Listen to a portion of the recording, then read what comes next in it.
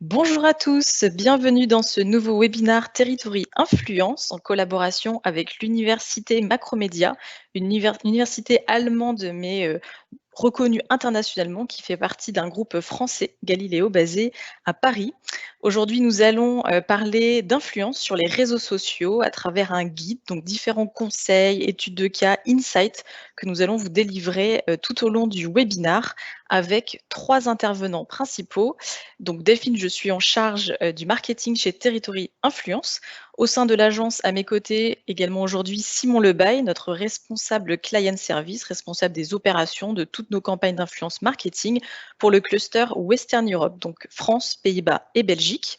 Et nous avons également le plaisir aujourd'hui d'avoir à nos côtés le docteur Castulus, qui est le président Macromedia University, également en charge de l'Académie internationale du Media Management, donc Dr Castulus Colo, et également sur le côté quelques membres de l'université, également contributeurs de cette recherche, de cette étude internationale, donc Alexander, Christopher et Dr Florian. Grand merci à eux pour leur participation.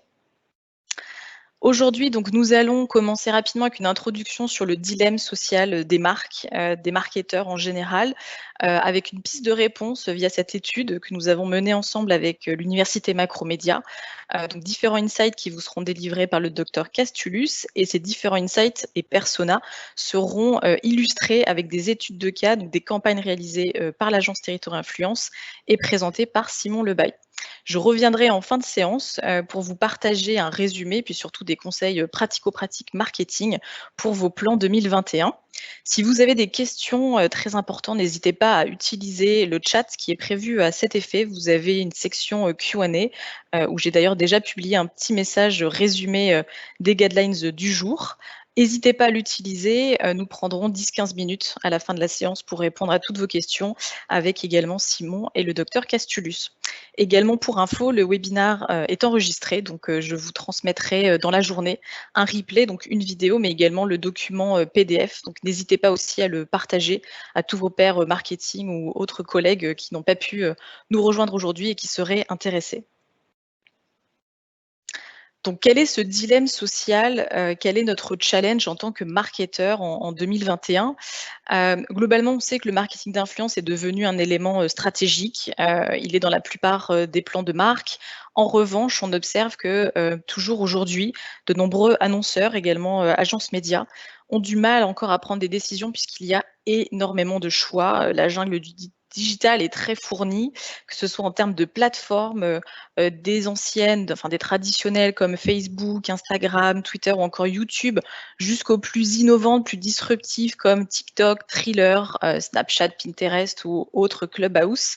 Il est peut-être compliqué de décider où ma marque doit être présentée, et puis comment en termes de content, puisqu'il y a énormément de choix également en termes de mécanique, que ce soit sur de la publication classique ou des interactions un petit peu plus poussées comme du live. Également, la question se pose sur dois-je considérer l'influence marketing comme un levier tactique pour ma marque avec des collaborations one shot, ou est-ce que je dois plutôt investir sur la durée avec des collaborations long terme type plan ambassadeur avec une égérie qui va tout au long de l'année être activée sur mes différents temps forts. Voilà, donc plein de questions qu'on se pose encore aujourd'hui, et le tout est également très tiré par les profils. Aujourd'hui, on peut collaborer avec des stars comme des micros, des macros, des nanos, même influenceurs. Donc, comment faire le bon choix pour sa marque, comment atteindre ses objectifs grâce aux réseaux sociaux, avec des décisions voilà, pertinentes.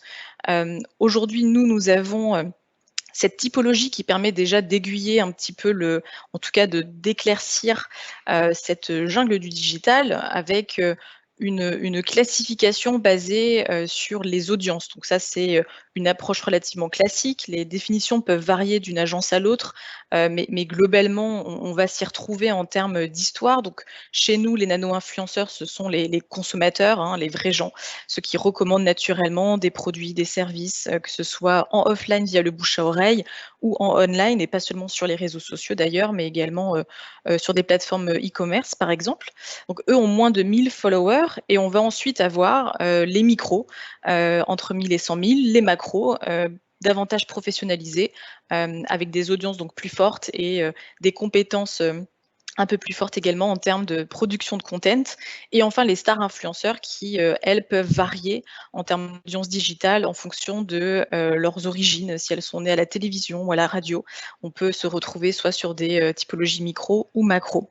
En tout cas, cette typologie aujourd'hui permet de donner ou d'éclaircir en tout cas, donner des insights sur des objectifs, notamment de reach, également d'engagement de par les types de collaboration. Est-ce que je rémunère? Est-ce que je rémunère pas? Est-ce que je veux miser plutôt sur l'authenticité ou plutôt sur voilà, la puissance, la résonance à très court terme?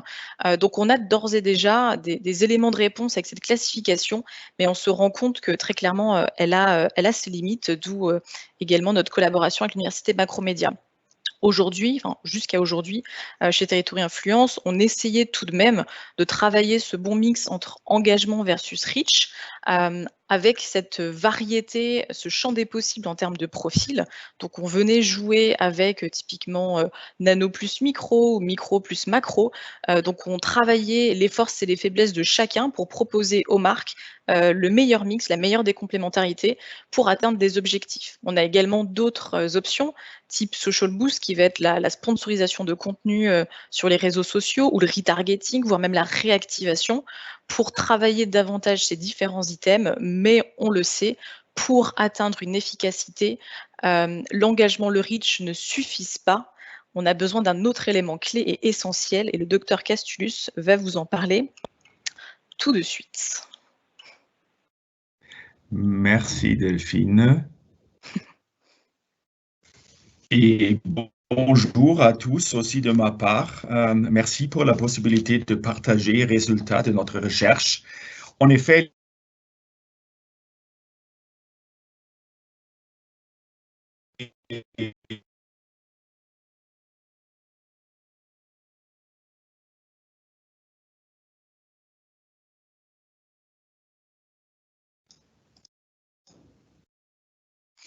Alors, j'ai l'impression qu'on a un bug technique.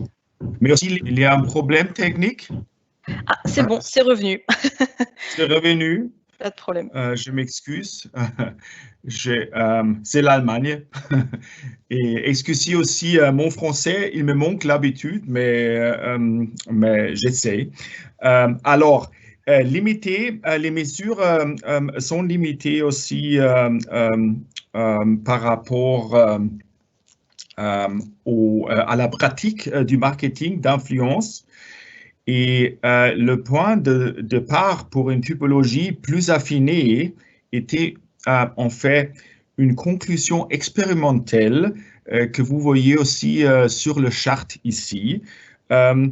Une conclusion expérimentale sur l'efficacité des campagnes et l'alignement des valeurs d'une annonce et les valeurs de groupes cibles.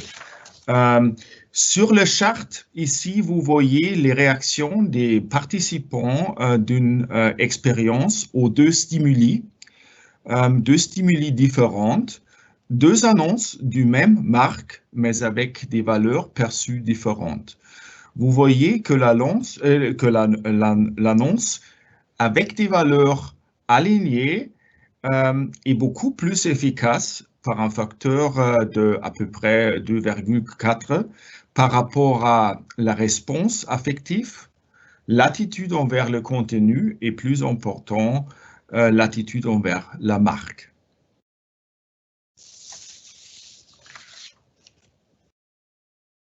Donc, comment arriver à une nouvelle méthode basée sur les valeurs des influenceurs? Le point de départ ici de notre recherche, c'est un sondage en ligne en coopération avec Territory Influence parmi presque 50 000 répondants total en France, en Allemagne, UK, Pologne, Espagne, Italie et aussi les États-Unis.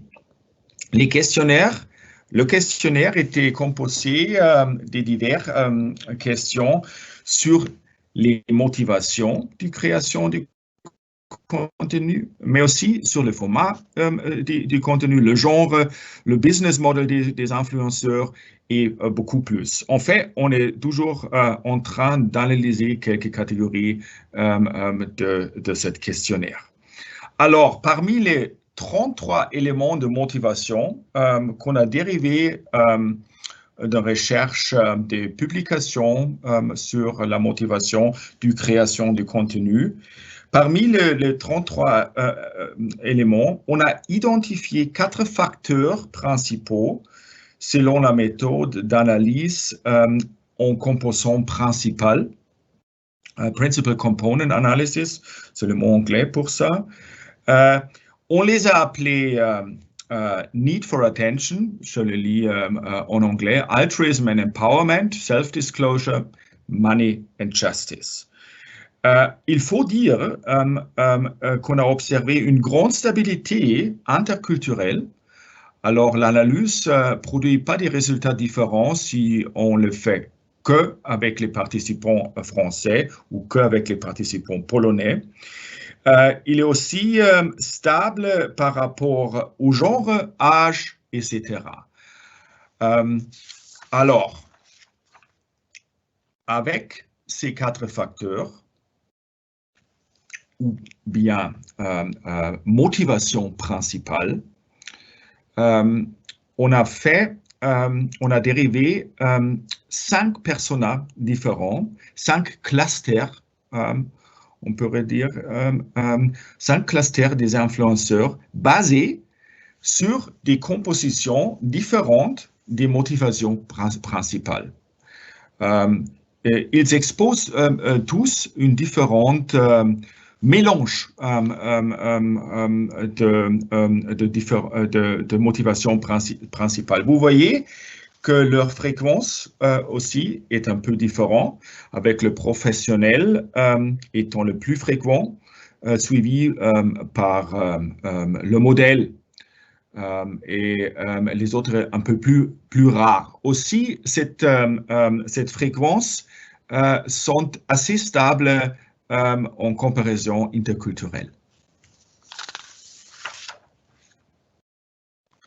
Alors, pour commencer, le modèle est un type d'influenceur extraverti ouvert à des nouvelles collaborations et il ou elle aime être sous les projecteurs. Ils exposent un score élevé pour la motivation Need for Attention. C'est évident, aussi du nom qu'on a choisi, le modèle. Ils aiment montrer ses compétences et ses qualités et souhaitent constamment optimiser la réputation et de faire régulièrement de nouvelles connaissances. Les modèles comme influenceurs lifestyle,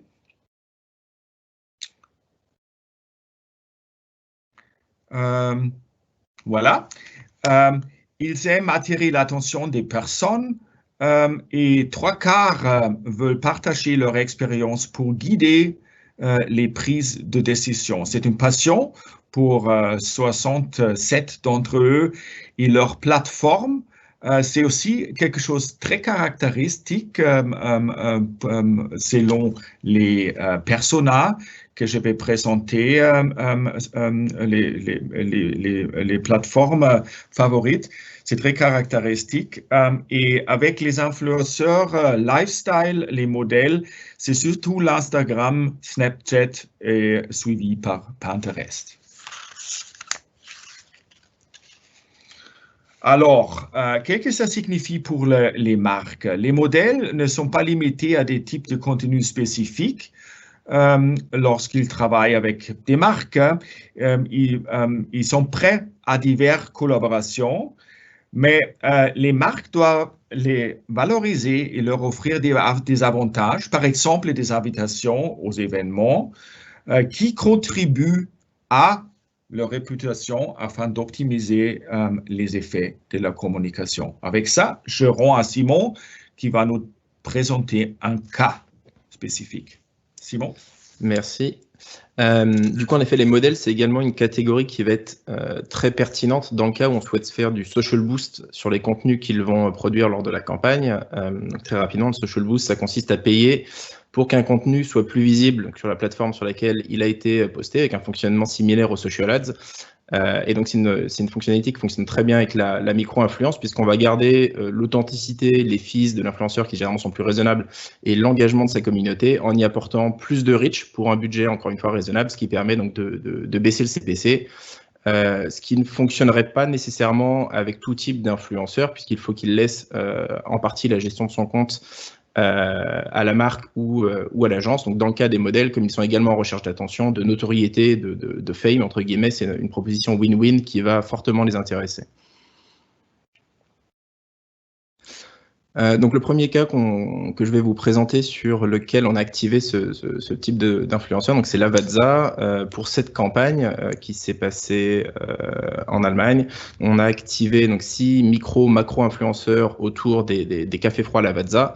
Donc le concept, assez grossièrement, c'était d'activer ces influenceurs à créer donc des beaux contenus dans des beaux endroits avec le café pour l'associer à un certain lifestyle, travailler voilà, l'image de marque. Donc le profil modèle, pour le coup, est très intéressant sur ce type d'objectif parce qu'ils aiment créer de jolis contenus dans lesquels ils vont se mettre en avant, ils peuvent exposer leur routine, leur train de vie. Et donc le fait de sélectionner ce type de profil nous a également permis de travailler avec des influenceurs, avec des communautés qui étaient assez modeste, ce qui permet donc de rester dans un certain budget, mais avec une side pocket qui est prévue pour booster les meilleurs contenus, ce qui permet d'améliorer le reach en fin de campagne, et donc d'avoir un coût par contact qui est plus intéressant, avec ici on peut le voir de très belles performances qui ont permis de multiplier le reach organique par 14 pour atteindre les 2 millions en fin de campagne. Un deuxième cas intéressant sur ce type d'influenceur, c'était pour Gillette. Gillette, donc cette campagne, on devait accompagner le lancement d'un nouveau rasoir plutôt premium, assez technique puisqu'il est chauffant avec intensité réglable, donc un produit qui est assez sophistiqué. La campagne s'est déroulée donc dans 3 pays avec 240 influenceurs, donc 80 par pays, donc en France, au Royaume-Uni et en Allemagne, avec 2 temps forts principaux, donc le Black Friday et la période de Noël.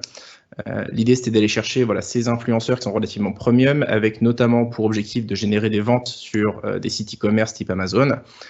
Et donc, c'est le positionnement de ce produit qui est assez particulier, qui nous a amené à travailler avec plutôt ce type de profil qui, de manière générale, fonctionne assez bien avec tout ce qui est luxe ou personal care. Donc on a eu énormément de contenu généré, principalement sur Instagram, mais également des collaborations plus particulières sur LinkedIn, par exemple, pour aller chercher une cible plus pro CSP+. Et donc ça permettait en fait à ces profils de créateurs de contenu sur LinkedIn, en l'occurrence, qui sont plutôt liés au marketing digital, aux nouveaux leviers de communication, de se mettre en avant en montrant qu'ils sont repérés, considérés par des marques, ce qui vient quelque part valider leur storytelling, leur personal branding. Donc voilà, encore une fois, un bon match entre influenceurs et marques.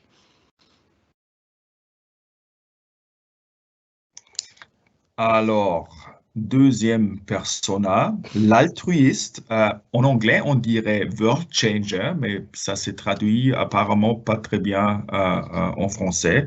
Alors, on a choisi le nom altruiste. L'altruiste est relativement rare, avec un peu plus que 15%. L'altruiste est principalement motivé par son propre sens des responsabilités. Ils ont un score élevé des motivations principales pour altruisme and empowerment. C'est pas étonnant. Et elle ou il aime soutenir des bonnes marques, à leur avis. Ils aiment aider les gens à prendre des meilleures décisions. Avec eux, il s'agit d'une influence pour des changements positifs.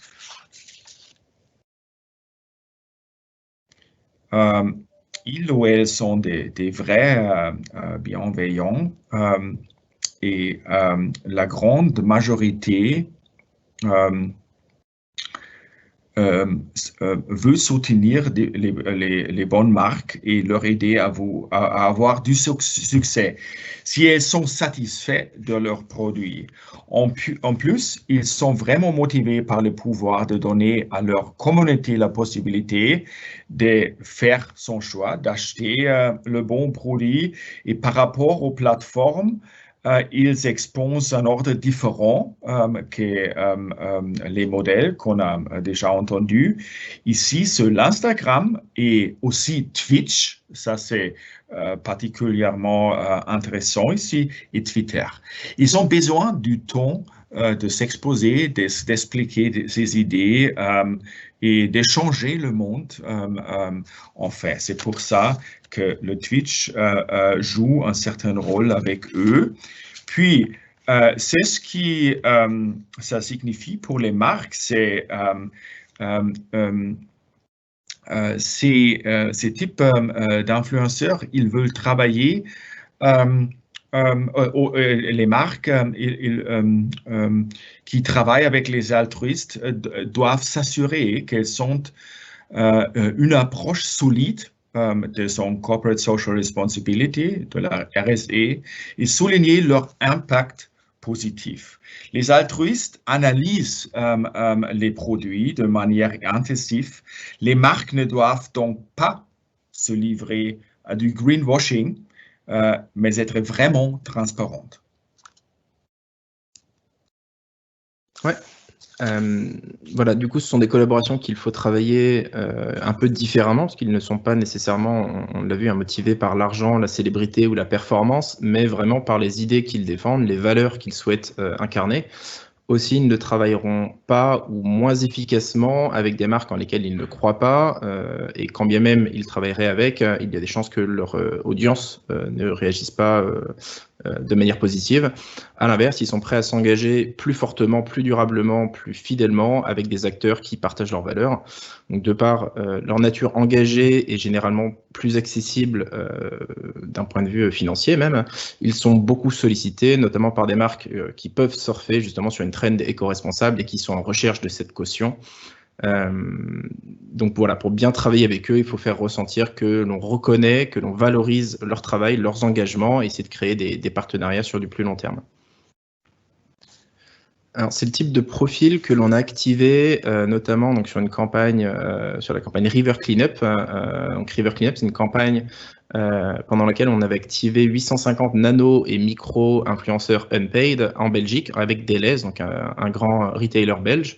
Donc c'était un cas particulier puisque quadripartite avec comme acteur donc Deleuze d'un côté et puis on a une association qui s'appelle River Cleanup qui est spécialisée dans les actions de nettoyage de rivières et cours d'eau, les marques Be Better Water et Love Beauty and Planet, puis nos influenceurs, donc un mix de nano et de micro qui avait une appétence éco-responsable, donc qui correspondait à ce profil d'altruiste, de World Changer. Donc les deux produits qui étaient au sein de la campagne, s'ils appartiennent au groupe Unilever, donc on pourrait se demander la pertinence de ce match, ce sont des produits pour le coup responsables, puisque Be Better Water, c'est une bouteille d'eau qui est fabriquée à partir de matériaux d'origine végétale, qui est 100% recyclable, et les shampoings Love Beauty and Planet sont vegan et dans un packaging 100% recyclé et recyclable. Donc l'idée de la campagne, c'était d'activer ces nano-influenceurs, ces nano et micro-influenceurs autour d'un thème qui était le parcours du shopper responsable, donc qui achète des produits plus respectueux pour la planète, mais qui contribue également à réduire l'empreinte des autres en nettoyant et en invitant ces communautés à nettoyer, donc dans un premier temps, des endroits proches autour de chez eux et dans un second, les rivières et les cours d'eau belges. Donc pour ce faire, ils se rendaient à un des 6 rendez-vous qui est organisé en septembre dernier par River Cleanup dans différentes villes en Belgique, ce qui permettait également à Deleuze de récupérer donc des insights sur les attentes des consommateurs pour être un retailer, encore une fois, plus responsable.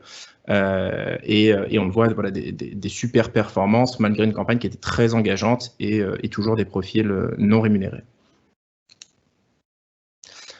Deuxième cas sur lequel on a activé cette typologie d'influenceurs, c'est pour Basmi. Basmi, c'est une start-up française tech, donc on n'est plus du tout sur le même brief, hein. On voit que c'est très différent du cas précédent. On n'est plus sur une dimension éco-responsable ou développement durable, mais plutôt sur le côté local, français, petite structure qui se lance, qui cherche des supports, des porte-paroles. Et donc pour les aider, on a activé 30 micro et nano-influenceurs unpaid toujours, qui ont publié des contenus sur différents canaux, donc Instagram et Twitch par exemple. On a vu que Twitch, c'était un des canaux qui était favorisé par ce type d'influenceur, parce que Twitch permet notamment des échanges live entre l'influenceur et sa communauté. Donc c'était l'occasion, en l'occurrence pour notre influenceuse Azaria Queen par exemple, d'échanger des spécificités du produit, expliquer pourquoi ce partenariat à sa communauté, pourquoi elle avait décidé de soutenir cette marque dans son lancement, et donc toujours de bonnes performances avec 60 contenus publiés sous différents formats et sur différentes plateformes.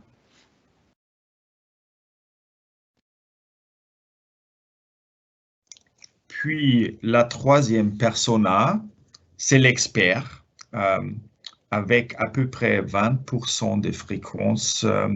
L'expert, c'est un type informatif qui soutient et connaît bien un sujet qui compte beaucoup pour lui. Il score élevé pour altruisme et empowerment, mais également pour need for attention. Et ils souhaitent améliorer les produits qu'ils aiment. Pour eux, il est très important d'exprimer son opinion de manière sincère et solide.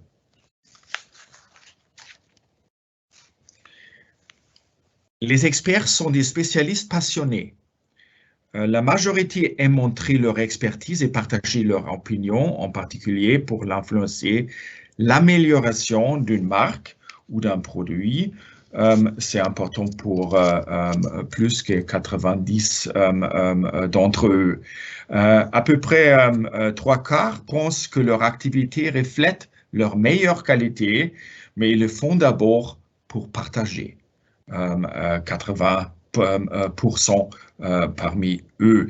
Leurs plateformes favorisées ou favorites sont encore différentes aux personnes précédentes. Ici, c'est Instagram, LinkedIn, Twitter et YouTube. Il n'y a pas de grandes différences parmi les top 4 des plateformes favorites ici. Alors, ce que ça signifie pour les marques, c'est que les marques doivent fournir des informations détaillées sur leurs produits. Ils lisent attentivement et les experts et leurs caractéristiques lorsqu'ils collaborent avec des experts. Les experts peuvent apporter de sa part leur soutien, mais il sera très important de leur donner un minimum de contrôle lors de l'exécution du briefing.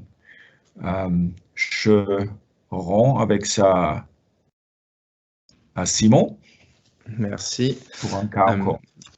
Du coup, en effet, très rapidement, un des bénéfices pour les marques de travailler avec ce type de profil, avec les experts, c'est aussi que leurs feedback et insights peuvent être extrêmement utiles, extrêmement riches, notamment dans les phases de développement de produits. Donc, il peut être intéressant, par exemple, de co-construire avec eux. Ils n'en seront par la suite que plus enthousiastes à l'idée de promouvoir des produits qu'ils auraient eux-mêmes aidé à concevoir.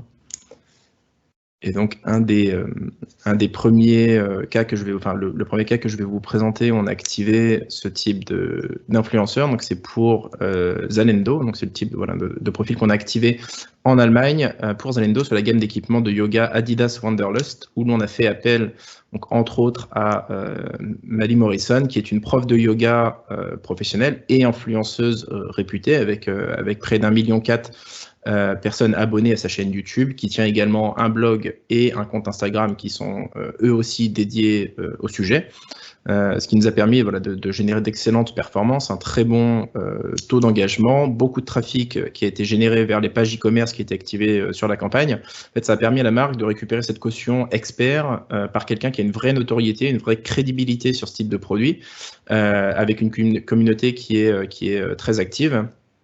Alors, le défaut entre guillemets, cependant, pour ce type d'influenceurs, c'est qu'ils vont généralement être assez monoproduits, contrairement aux autres typologies qui peuvent être moins segmentantes. Et donc, un deuxième cas, c'était pour Kaspersky. Donc, Kaspersky, pour le coup, on a activé 500 nano-influenceurs unpaid, donc qui ont recrutés sur notre base de données et à qui on a proposé de découvrir donc, la suite antivirus Kaspersky Total Security. C'est une suite complète pendant plusieurs semaines. Donc, l'idée, c'était ensuite de créer un groupe Facebook privé, donc privé dans un premier temps, sur lequel on allait pouvoir éduquer les influenceurs à la sécurité informatique de manière générale, les best practices à connaître quand on utilise Internet, puis les faire télécharger, installer et utiliser l'antivirus pour pouvoir récupérer donc, leurs insights dans un second temps. Donc, on avait un mix d'influenceurs novices et d'autres plus experts que l'on avait présélectionnés, qui aidaient naturellement à l'animation du groupe, au community management, puisque vous vous en doutez, donc tout le process n'a pas nécessairement été évident pour tout le monde. Donc c'est vraiment cette présélection d'experts qui nous a permis d'assurer une sorte de forme d'assistance technique naturelle. Et on a ensuite ouvert le groupe pour que les communautés des influenceurs aient également accès aux différents contenus, aux discussions qui avaient été générées sur leur feed.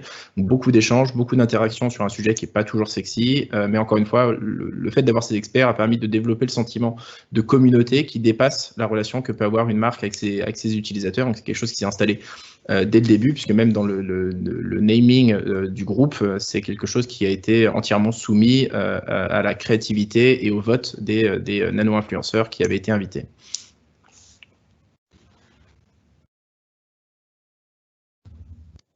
Alors, le quatrième type basé aux valeurs, la quatrième persona, ce sont les professionnels. Le professionnel, c'est la plupart des influenceurs.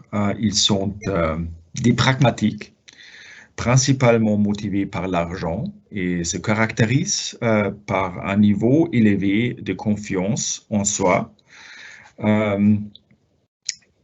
Ils ou elles ont un score élevé pour money and justice dans leur set de motivation principale. Ils utilisent l'influence comme source de revenus. Ils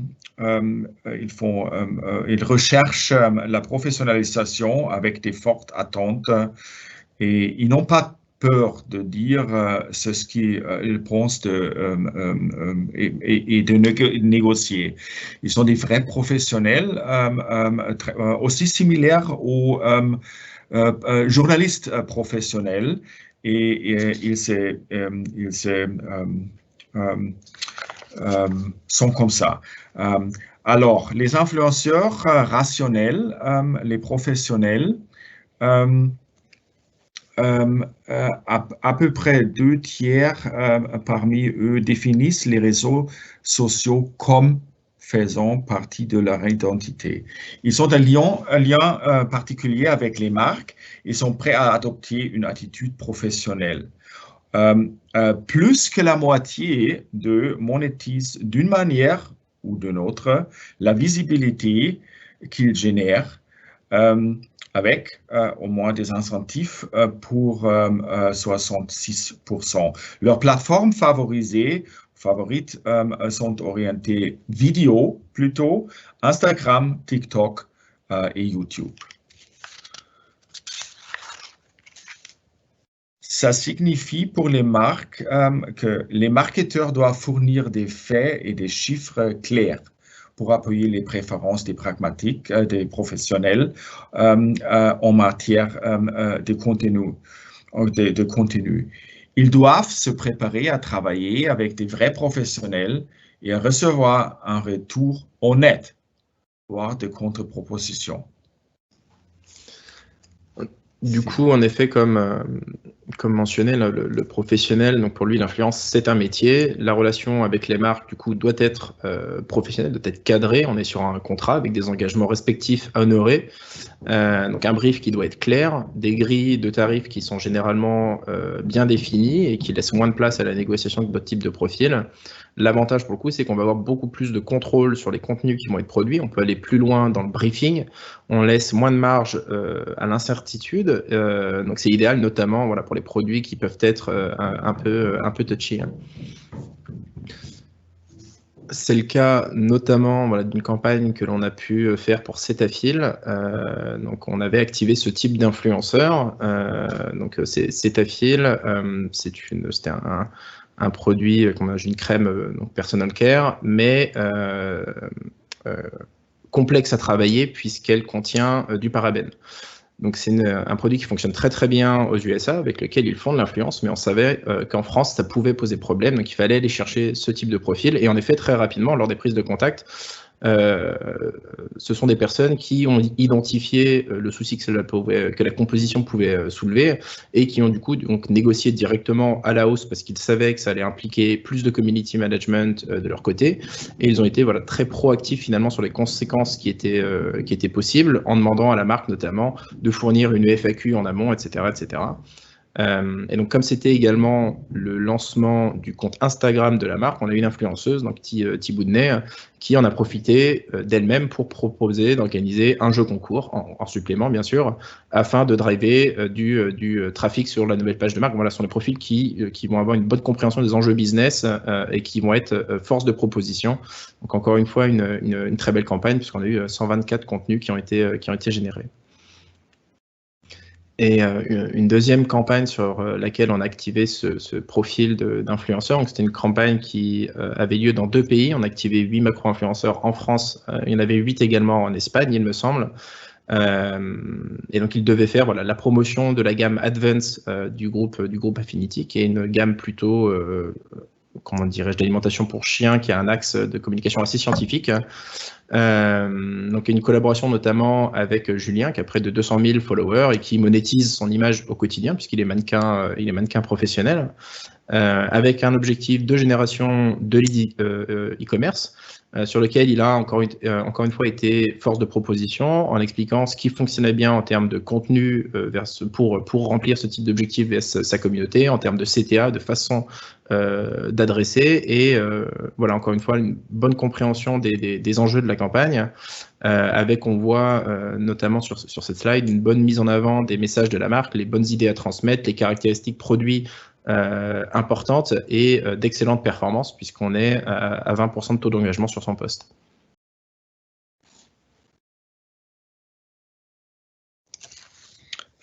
Finalement, le storyteller, c'est le type plus rare. Le storyteller est un type d'influenceur ouvert d'esprit, social et qui aime partager ses expériences personnelles. Ils ont un score élevé pour self-disclosure. Il met énormément d'énergie dans ses posts et il aime divertir son audience, faire vivre ses propres expériences. Les storytellers sont aussi sont des grands partageurs.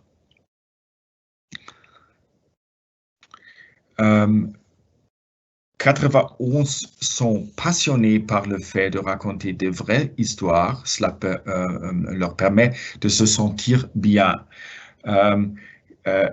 86% des storytellers confirmaient dans le sondage que beaucoup pensent que je suis, comme storyteller, que je suis une bonne source d'information lorsqu'il s'agit de nouveaux produits.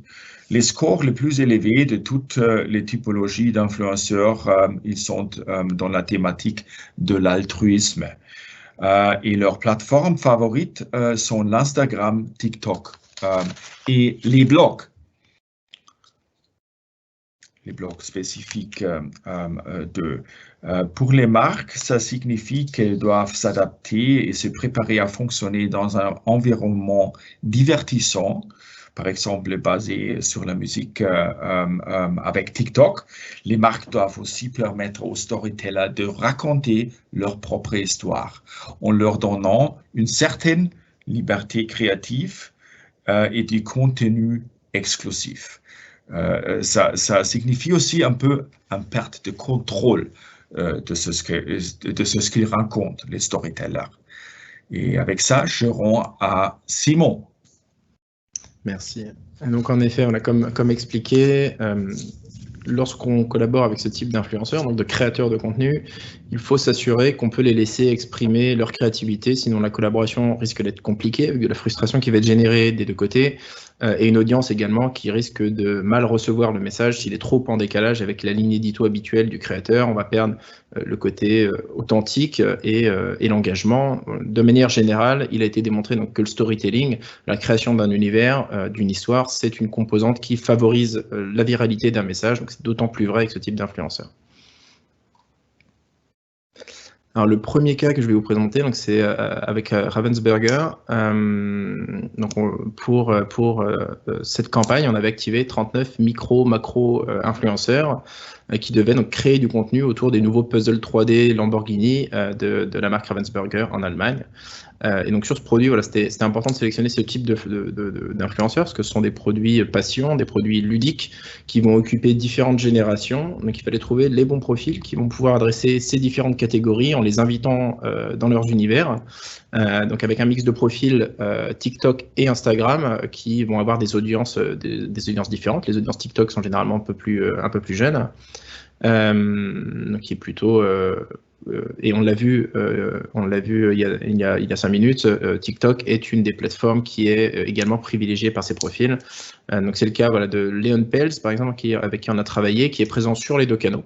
Donc avec deux audiences qui sont différentes et qui a su adapter à la fois son contenu mais aussi son storytelling pour rester dans son univers créatif tout en aidant la marque à atteindre ses objectifs avec encore une fois d'excellentes performances.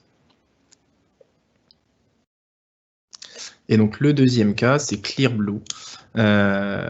Donc Clearblue, on a activé 7 macro-influenceurs au Royaume-Uni. Alors pour celles et ceux qui ne sont pas forcément familiers avec la marque, pour grossir le trait, Clearblue aide les couples, les personnes qui souhaitent avoir des enfants. Donc chose qui n'est pas aussi évidente qu'il n'y paraît, parce que beaucoup de personnes essaient parfois pendant longtemps sans réussir. C'est généralement un sujet qui est assez tabou, puisque c'est censé être simple dans l'imaginaire collectif. Du coup, un des objectifs de la campagne, c'était de libérer la parole autour de ce tabou. Donc c'est le genre de campagne qui ne peut fonctionner qu'avec des personnes qui sont ultra authentiques, donc ces fameux storytellers qui partagent déjà leur vie sans artifice, avec des communautés qui sont proches, qui se reconnaissent, qui s'identifient aux influenceurs que l'on active. Donc on est allé chercher ces profils qui avaient eu ou avaient toujours des soucis de procréation afin qu'ils puissent émuler des discussions autour du sujet avec leur audience en partageant leur propre expérience. Donc pour couronner le tout, sur ces influenceuses, on en a 3 qui ont fini par tomber enceintes, donc en partie avec l'aide de Clearblue, donc ce qui a ajouté énormément d'émotion à la campagne, tant pour les influenceuses que la marque et les audiences qui avaient été touchées.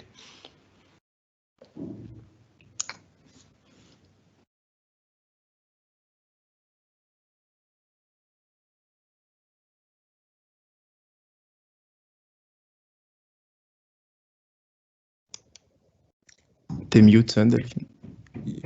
Ah, pardon. Vous m'entendez très bien. Pardon, je remercie du coup Simon pour les différents cas et également le docteur Castulus pour son intervention exclusive aujourd'hui en français. Grand merci à tous les deux. Il est temps maintenant de partager le résumé et les conseils marketing pratico-pratiques pour 2021. Le tout premier, il paraît évident, mais il n'est pas si facile. C'est vraiment définissez correctement vos valeurs de marque, votre personnalité et surtout celle qui est réelle.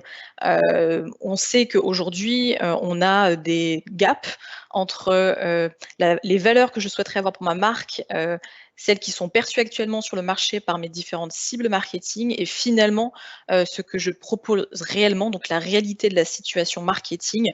Et cette partie réelle est extrêmement importante puisque c'est celle-ci que l'on va devoir associer, matcher aux valeurs également réelles des influenceurs qui vont être présélectionnés.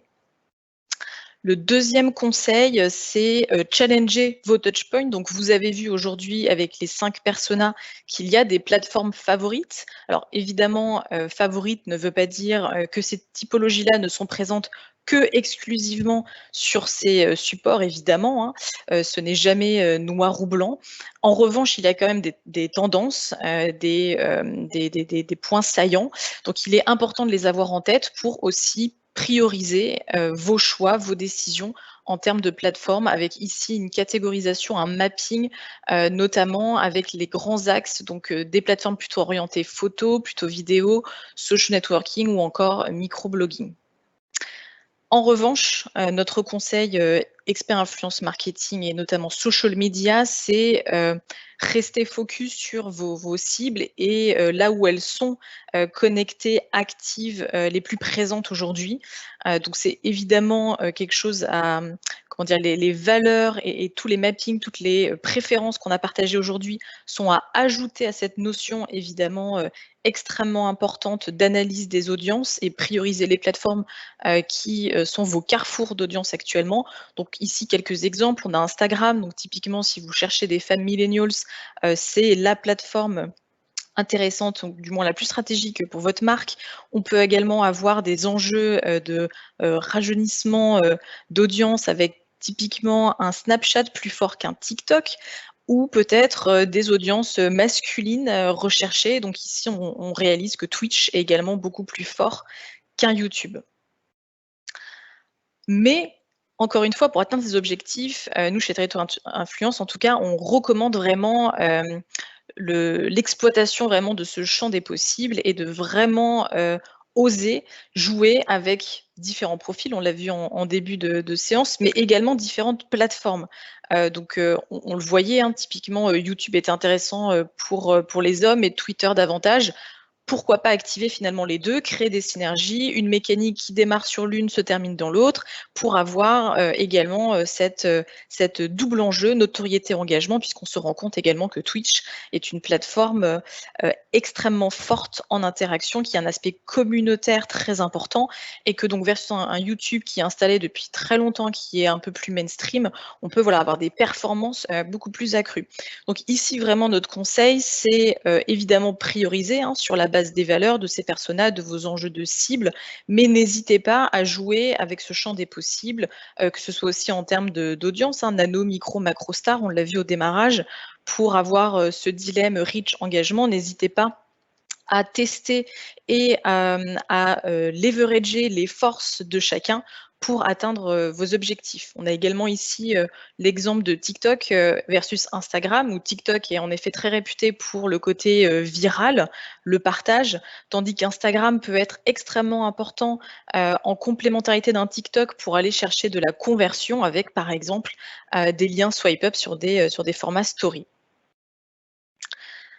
Enfin, quand vous avez fait un petit peu le diagnostic de ces profils, de ces plateformes et que vous savez à peu près où aller, sachez que oui, comprendre les features, comprendre les mécaniques, les types de content qui sont les plus performants, etc., c'est important, mais pas que. À la fin de la journée, il faudra faire un minimum confiance à vos créateurs, à vos partenaires, à ces influenceurs, puisque c'est eux, mieux que quiconque, qui connaissent leur communauté, leurs abonnés, ce qu'ils aiment, comment est-ce qu'ils réagissent, à quel moment, etc., sur quoi, les triggers. Donc ça, c'est extrêmement aussi important de lâcher prise en tant que marque. On voit que c'est une tendance de fond, une grosse majorité d'influenceurs aujourd'hui estiment qu'ils n'ont pas suffisamment de liberté et le demandent, l'exigent de plus en plus. Donc après, en fonction des typologies qu'on vient de voir, ça va être plus ou moins fort. Typiquement, l'expert va peut-être se positionner comme peut-être même plus expert sur la catégorie que la marque elle-même. Donc là, il faudra clairement lâcher du contrôle. Peut-être que d'autres seront un peu plus dociles, comme les professionnels qui ont l'habitude d'être briefés, d'exécuter des briefs et de le faire très bien. Donc ça va varier en fonction des valeurs et des motivations personnelles de chacun des individus, mais c'est clairement une tendance de fond et les marques ont tout intérêt en tout cas à faire confiance à ces créateurs, ne serait-ce que point de vue efficacité, parce que voilà, les messages, les tonalités, les façons artistiques d'exécuter des briefings seront mieux perçus et mieux acceptés par les abonnés qui les connaissent, qui les suivent au quotidien. Si l'on devait résumer rapidement, donc vous avez découvert aujourd'hui une méthode basée sur les valeurs qui, je pense, vous l'avez compris, est essentielle pour l'efficacité des campagnes.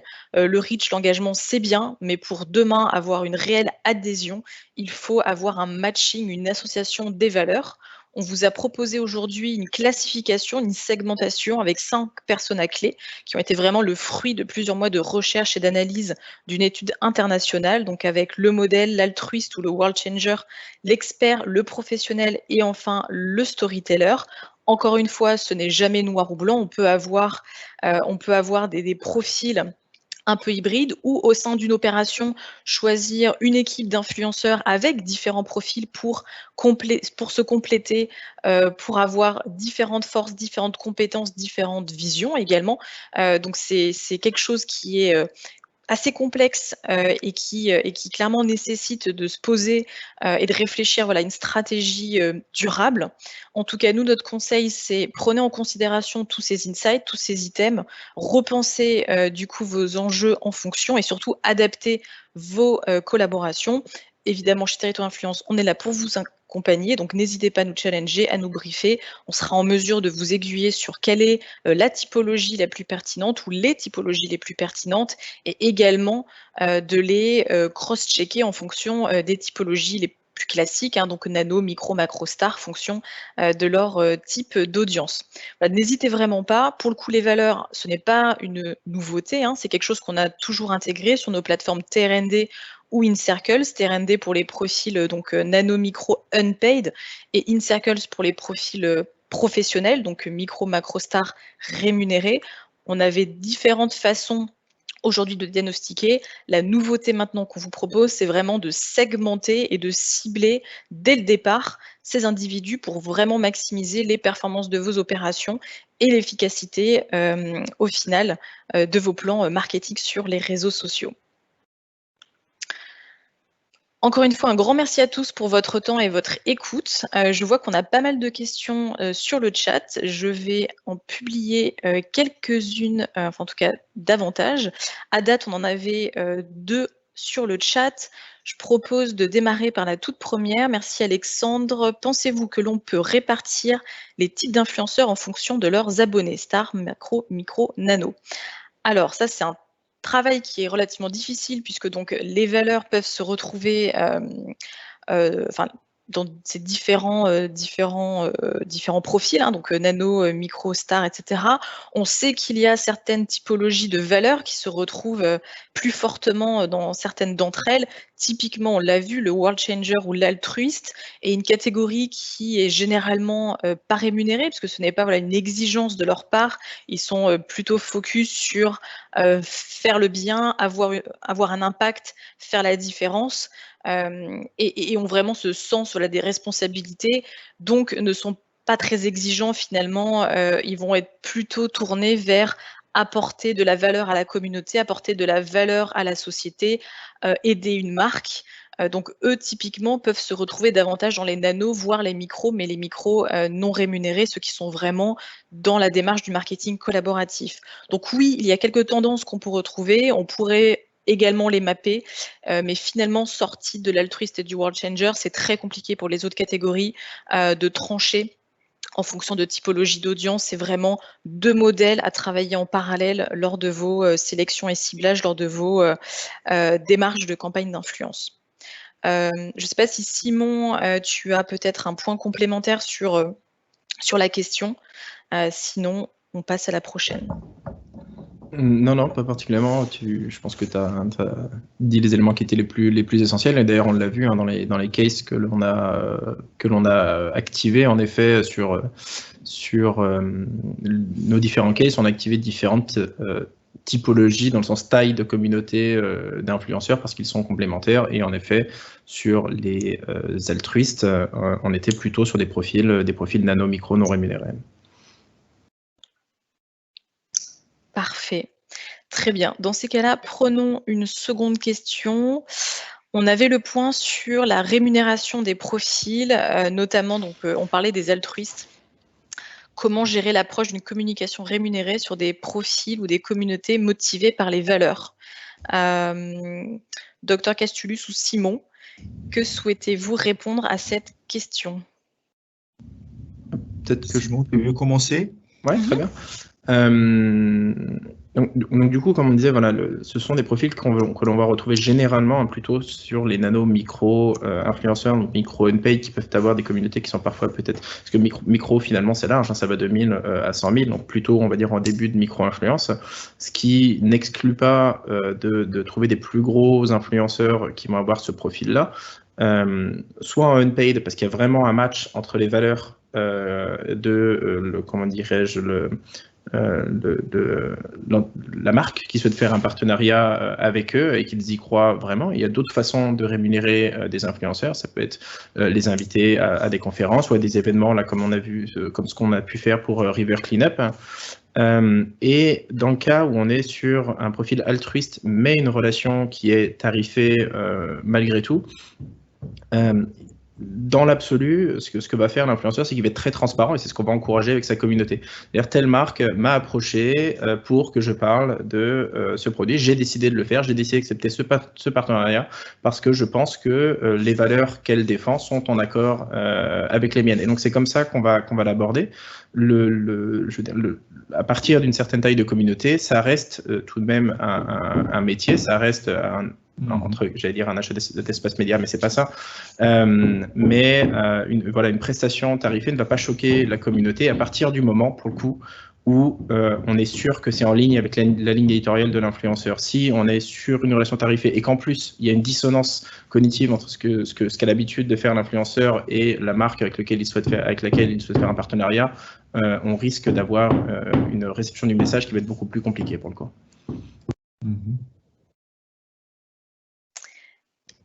Tout à fait d'accord avec ça, ce que tu dis. Mais, on pourrait peut-être ajouter que le rôle d'une rémunération est très différent par rapport au type, aux personas. Les altruistes, pour les altruistes, ils ne jouent pas le rôle que pour les professionnels, par exemple. Et généralement, c'était intéressant pour nous de trouver dans cette study que pour la majorité de influenceurs, la rémunération n'est pas centrale. C'est pas la motivation centrale. De toute façon, pour les altruistes, c'est pas le main driver d'arriver à une rémunération pour leurs activités. Merci, Dr. Castulus. D'ailleurs, j'ai une question encore pour vous, donc vous pouvez rester, avec nous. Quelle est la méthodologie pour les valeurs présentées de l'étude? Donc, on avait une slide qui l'expliquait rapidement. Peut-être que vous pouvez nous apporter un peu plus de détails et d'informations sur la méthodologie. En fait, la méthodologie procède à deux étapes. La première étape, c'est identifier les motivations qui peuvent être un driver pour les influenceurs. On les a identifiés de toutes les publications sur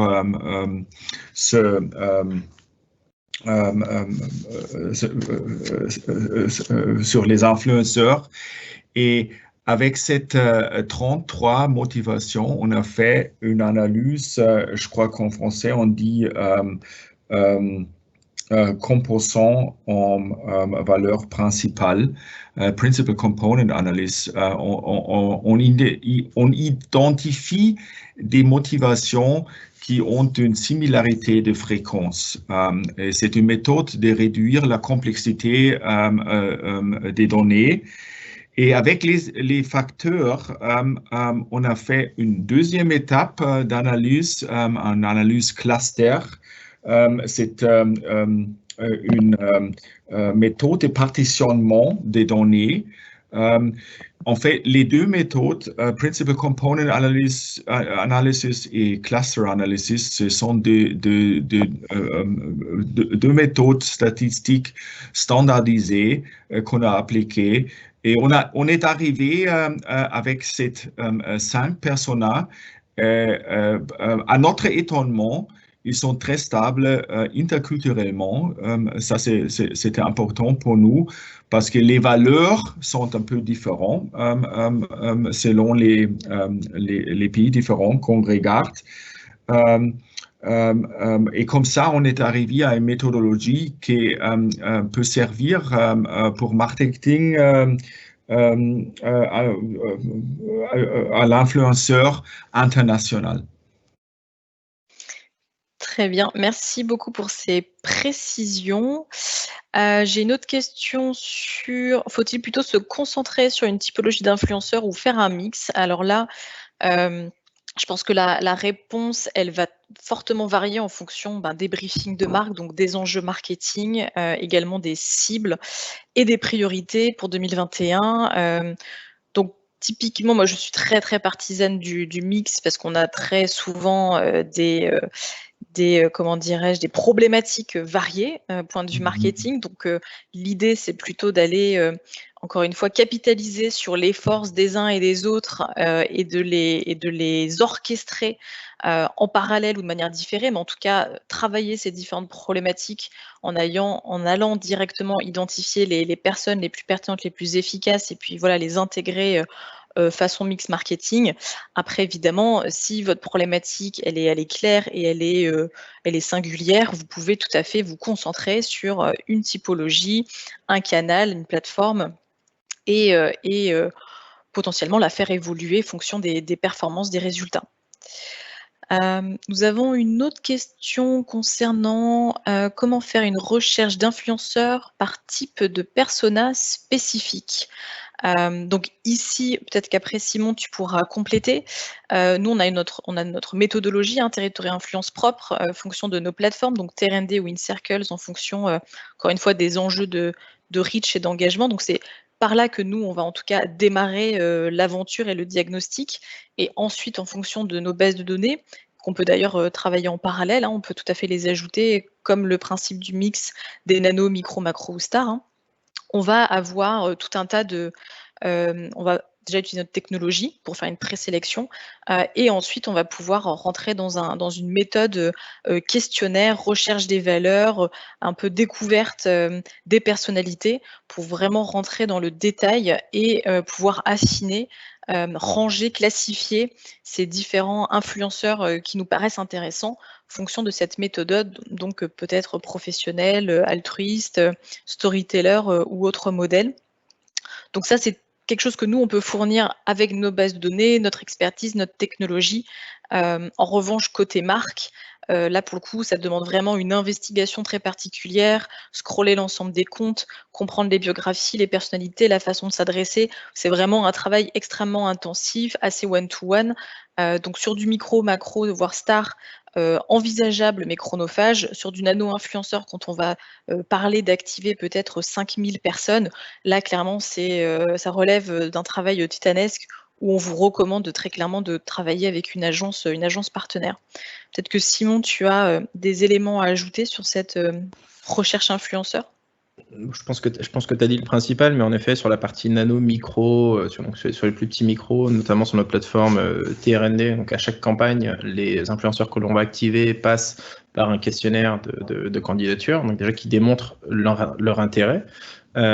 Et ensuite qui permet de les qualifier, parce qu'ils vont passer par 20 à 30 questions qui vont nous permettre de s'assurer qu'ils ont le bon type de profil, conso, qui vont être les bons vecteurs de diffusion du message, donc avec les bonnes audiences, mais également qu'il y a un match entre les valeurs qu'ils représentent et celles des marques. Et en effet, dans le cadre de collaboration avec des profils avec des audiences qui vont être plus grandes, c'est surtout l'expertise de notre équipe de chefs de projet, donc qui, comment dirais-je, est en lien étroit avec les différents influenceurs qui font énormément de veille, donc qui connaissent très bien les influenceurs, leur typologie, et donc qui vont proposer la bonne sélection pour les bons objectifs.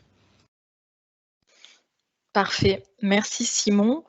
Je vois qu'on est en train de dépasser le timing. Du coup, ce que je vous propose à toutes les personnes qui ont posé des questions, c'est de nous contacter, notamment Marianne. Je vois que vous avez un besoin très particulier de case study B2B2C. N'hésitez pas à nous écrire. Vous avez ici sur le chart nos coordonnées. bonjour-influence@territory.group. Vous pouvez également contacter Dr Castulus à c.colo@macromedia.de si vous avez des questions spécifiques à l'étude, à la méthodologie, etc. N'hésitez pas à lui demander un peu plus de détails. En tout cas, voilà, si vous voulez des case studies spécifiques, si vous avez un briefing actuellement, vous avez besoin d'aide, de conseils pour aller chercher la bonne cible influenceur et maximiser l'efficacité de vos prochaines campagnes, n'hésitez pas à nous contacter. On se fera un plaisir de vous aider avec notre équipe d'experts et consultants basée à Paris. Sur ce, je vous souhaite une très bonne journée, très bon appétit à tous. On peut se retrouver dès le mois d'avril pour un prochain webinar. En attendant, n'hésitez pas encore une fois à nous contacter. Le replay vous sera envoyé, comme dit au début du webinar, dans la journée. N'hésitez pas à le partager, également le document PDF. Encore une fois, merci à tous pour votre attention et à très bientôt. Merci, bonne journée. Merci. Bonne journée. Au revoir.